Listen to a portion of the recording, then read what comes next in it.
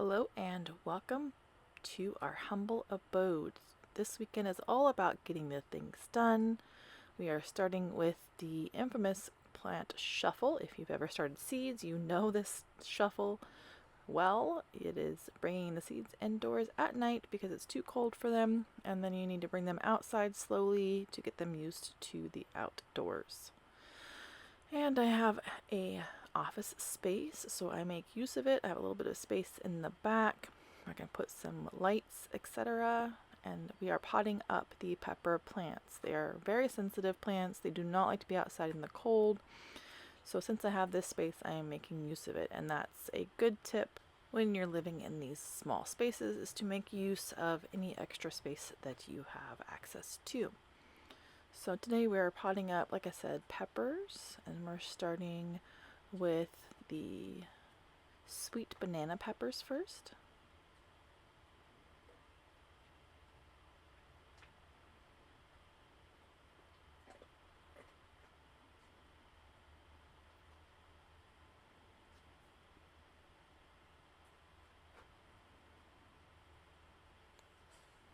And moving on to a couple of shishito peppers.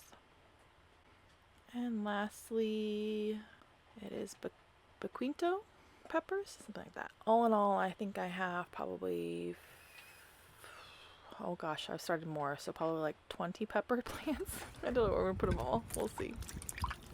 Up next, we are processing lemons. This is the last batch. I've been processing this for, I don't know, 2 whole weekends for sure, and then in between. So I have access to a lemon tree, and I was able to glean all of their extra lemons, and so we're just processing them up, washing the rinds so it doesn't get dirty, chopping them in half, and then I'm going to juice these. I'm going to use this in various ways. Some is as a juice concentrate, some for the pulp for like muffins and such. Most of the ways I'm preserving it is just throwing it in the freezer.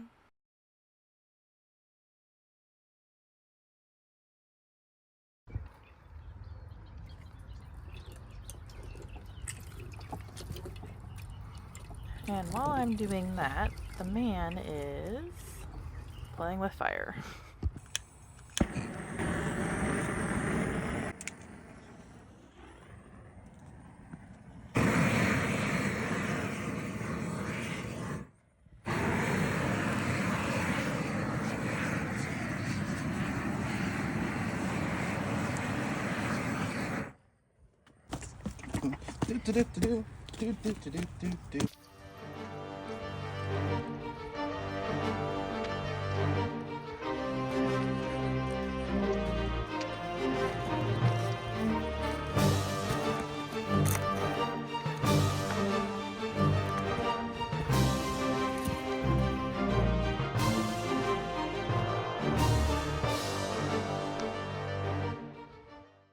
As you can see, we have a big weed problem, so hopefully that will solve it for at least a little while. Next up, working on preserving again, we're going to take some of this mixture, the juice, etc., and make some goodies out of it. So right now I'm just straining the juice out of the pulp, some of the rind, and some pulp are going into the freezer, and then I'm going to dehydrate some of it as well. So first up, I am going to can some strawberry lemonade concentrate. So this recipe calls for lemon juice and pureed strawberries. So I think I made a double batch for this recipe on this day. And a good amount of sugar. Mix that all together. Get it up to almost boiling. And then we will can that up. I'm also going to be making a lemon preserve, if you will. I'll be using Pomona's pectin. So right here I'm just mixing up the calcium water. That is the first step when you're using Pomona's pectin. And continuing to strain out the lemon, I needed, I think, 8 cups total, and I ended up getting gallons of lemon juice from this process over these last 2 weeks. So measuring out the calcium water that I need for the lemon preserves. Here I had warmed up some of the jars that I'm using, and I'm going to go ahead and get the lemonade concentrate canned up and ready to go. I had planned on doing it all together at one time in one big batch because we are using propane, but I was not able to get it all together at the same time, and I was a little overwhelmed and stressed, so I just went with one and then did the other, and it was perfectly fine. So here I am filling up the jars with the mixture, and this will be a lemonade, strawberry lemonade concentrate. So come summertime, we mix one of these with 1 part water, and that's good to go.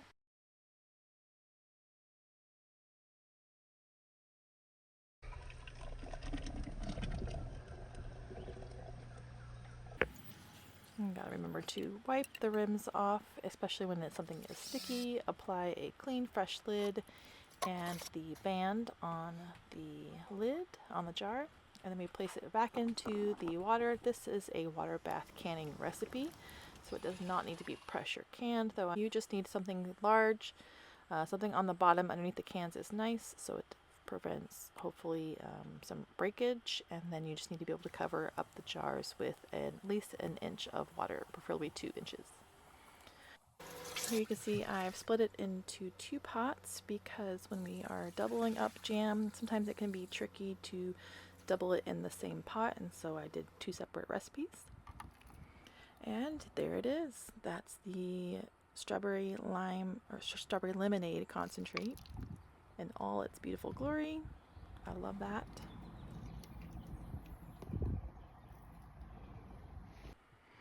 And now that it is up to a boil, we will add the sugar and pectin mixture.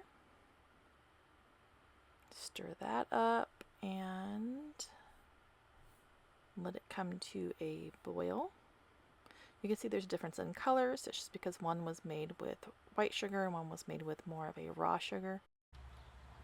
They look beautiful. I will have to say that they did not set up, and that is a risk when you're using lemon juice. The recipe does say to add water to it, which I did do, but it still did not set up at all. So we'll see what we do with that.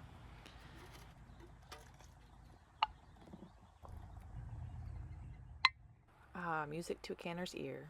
Huh? Up next is lunchtime. There you go. With Mentos? Those like little jelly beans? Hmm? I'm not gonna have any whole ones in here, but... Goodness, we have been up since 8 o'clock working hard. It's hot. We definitely need a break and some refueling for sure. Nothing too fancy for lunch, just a bag salad and a sandwich that we are sharing, and some veggies. I definitely enjoy this view.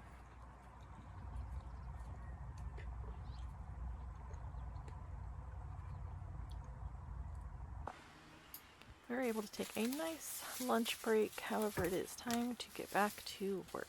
So I picked up this ginormous cabbage. There were only a few left. This is after St. Patrick's Day. But I wanted to, of course, have some cabbage with our corned beef that I grabbed.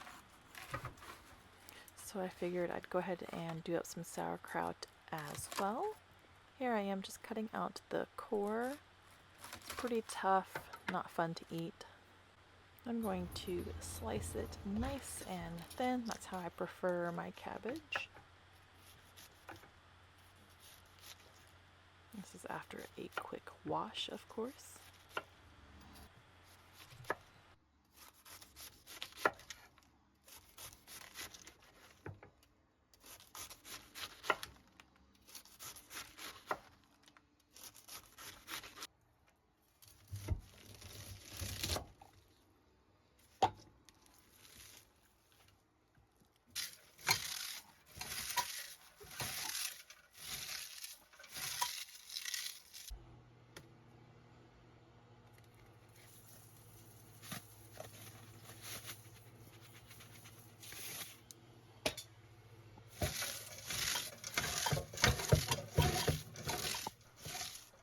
So you gotta make sure your sauerkraut's nice and clean. Everything you're using is nice and clean. Then we're using some natural salt. We're not using anything with iodine in it or any additives, anti-caking agencies, anything like that. Pour on a good hefty amount of salt, massage it into the cabbage leaves. This helps it make its own liquid so you don't have to add any brine to it later. And then you just continue to massage it in a bit, make sure it's all well coated, and then give it a taste. If it tastes a good salty level, then you're good to go. If it needs more salt, you can add it at this time.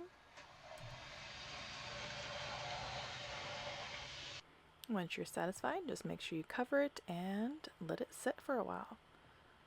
Next up, I had a loaf of sourdough that I mixed up earlier in the day at some point, magically. Found time for that, and then I just need to shape it. So that's what the stage is now. We're going to throw it on a floured surface. We're going to roll it, kind of hard to do with one hand, and make a nice surface tension on the dough, and then we're going to put it in its basket and let it rise in a nice shape.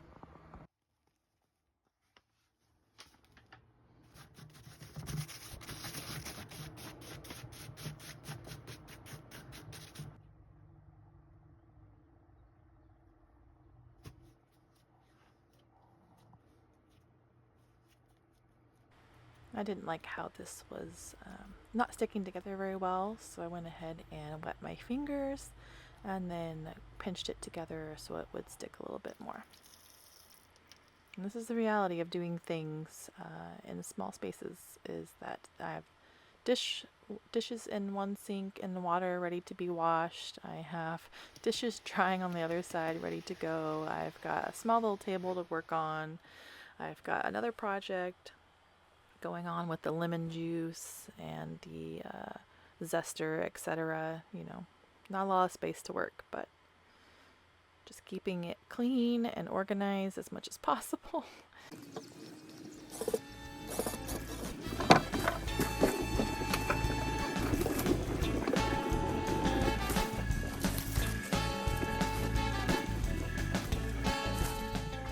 And we are back outside for more yard work. Now here I am moving debris from the front yard to the backyard where we have more of a compost pile going on. I had thought about using this for some mulching. And let's take a break and look at all of these beautiful plants that we have growing. So we've got some chard, got some broccolis and kales. They look so much different now, even just a few weeks later.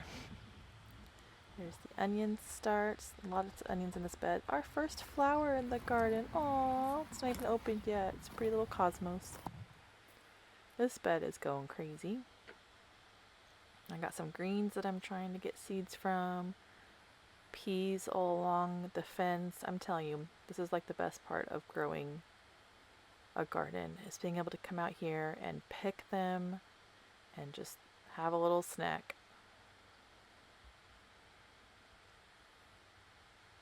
These are some snow peas. Gotta share the love. Goofball. Oh, this is probably the best thing as a gardener, at least for me, also, is getting carrot seeds to germinate. They are not easy. Somehow I managed. They all came up. Got also in the mix some spinach, some more bok choy. Can't wait to show you what the garden looks like now as I'm editing this. Alright, up next I have some raised bed, those bags that you can plant in. And I've noticed with the other ones that I've planted that they tend to dry out really fast. And so I'm trying a mix here of some chopped straw, some coconut coir, etc. to try to see if I can get it to retain more water. And I'm first adding these plants to my green stock. So some pretty flowers on top. The rest is planted with strawberries that I ordered that were bare root. And I decided it needed some flowers, and so I went and bought some, and of course purple's my favorite color, so I got a bunch of purple ones.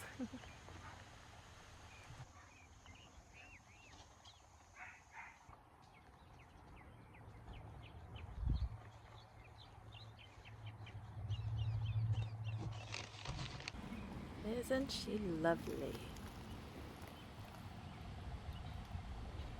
And you can see the strawberries, and I planted some salad mixes in the empty pockets where the strawberries did not germinate.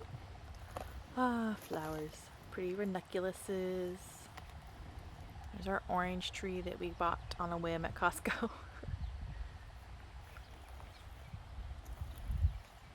My rosemary plant came back, my mint came back. I was pretty surprised on those. Some random flowers that are hanging on. I for sure thought that one was dead. There's the other area. Oh, that cactus. I love how this cactus blooms. It only blooms for a little bit, but they are lovely.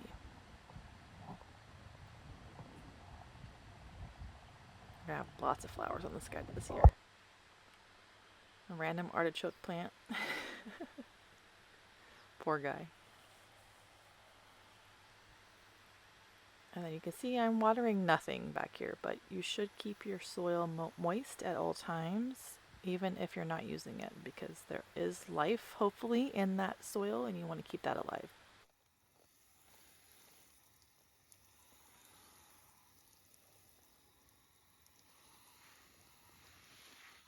If you didn't see us, maybe I can put a clip together, but we did build this garden bed, and by we, I mostly mean the man, out of pallets, free pallets. So it's kind of the theme, is as free as possible.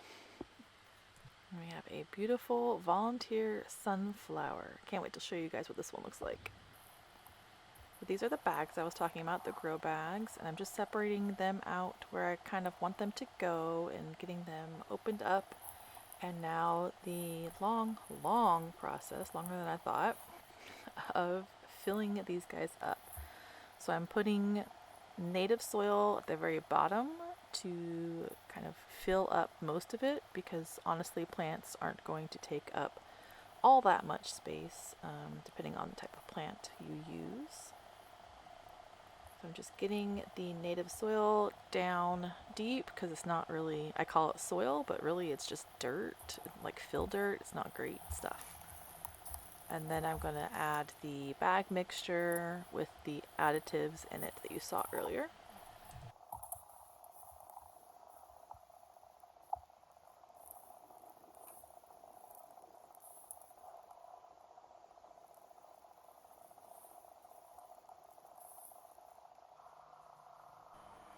Now I think I only ended up doing 3 bags, if I remember correctly, because again, these are like 20-gallon bags. That's a lot of soil, and I didn't quite have that much, and I wasn't going to go out and buy. Again, we're trying to be as frugal as possible.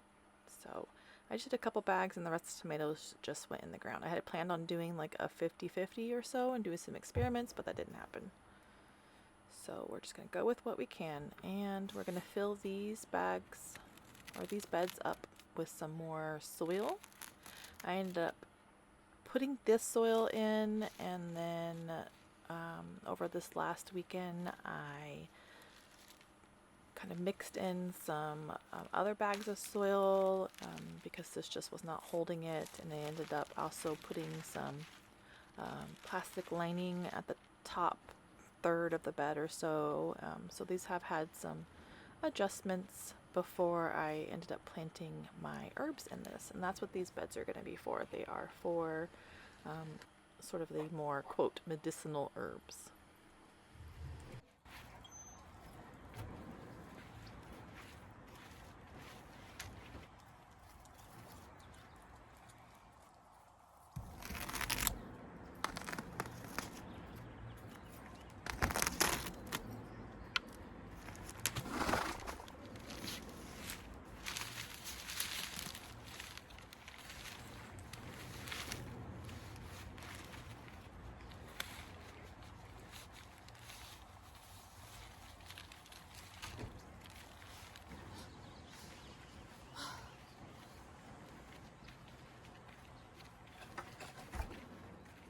We're probably at about, I don't know, late afternoon here. I definitely needed some sustenance, some pick-me-up. So the man went and got us some beverages, some Gatorade, some energy drink, etc. to replenish.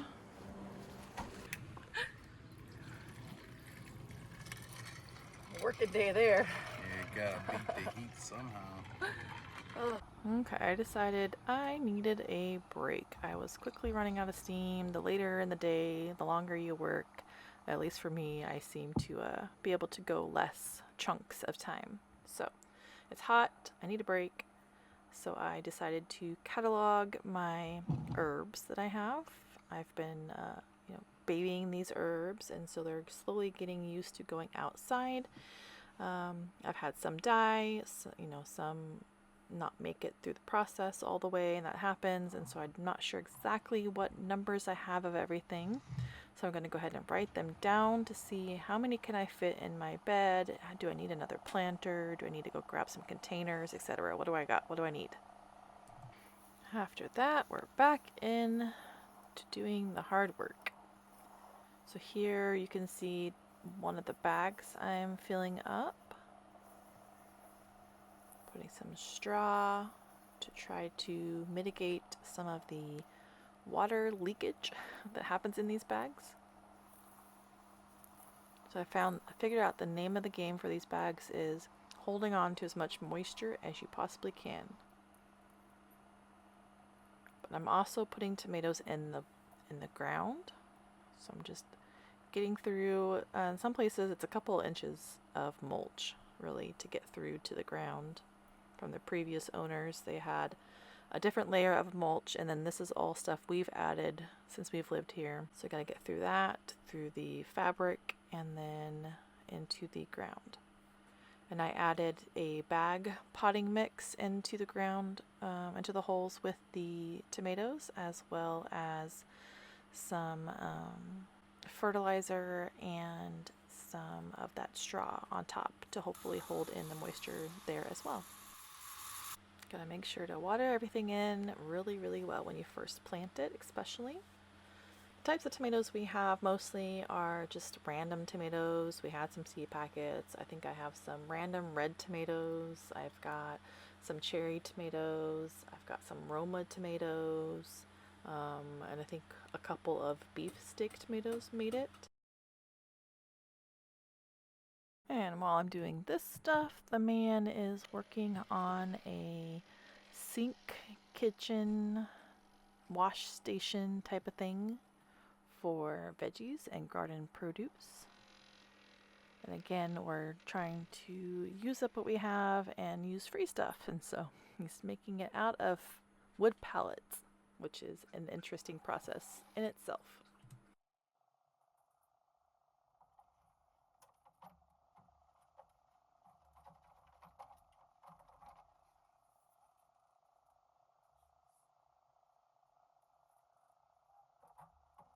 You can see here various pieces that we plan to incorporate into a sort of outdoor kitchen thing. An old shelf that I'm not using for my office anymore, some supports for the bed and the trailer that we're not using anymore, things like that. We're going to sort of tie them together somehow into an outdoor kitchen area that we plan to build pretty soon, hopefully. And shocking, we have laundry going as well, because always. And you can tell that it is getting later into almost evening here, and I'm prepping the final thing for the night. I'm working on the sort of squash, zucchini, pumpkin bed here. So I'm just fixing the mounds. I'm using my feet to go along and squish the bed into shape. Try to get it to hold a nice shape even when it's watered. And then I'm going to plant some flowers here. I've got some marigolds and some just more regular purple flowers, pansies, etc. that I'm going to sprinkle in between. Hopefully they'll grow up in time for the pumpkins and everything to grow up and surround this area, which will, fingers crossed, mean less weeds.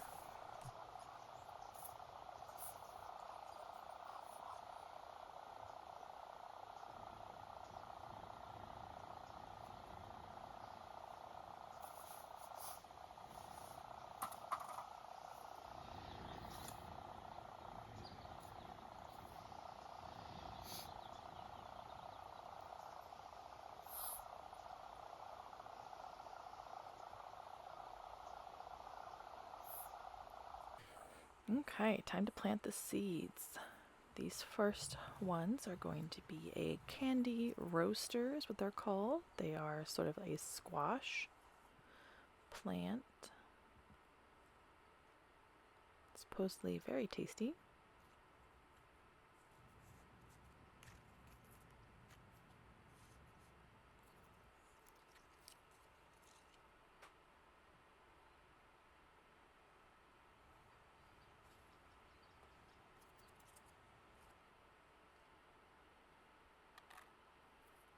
Then we have some zucchini.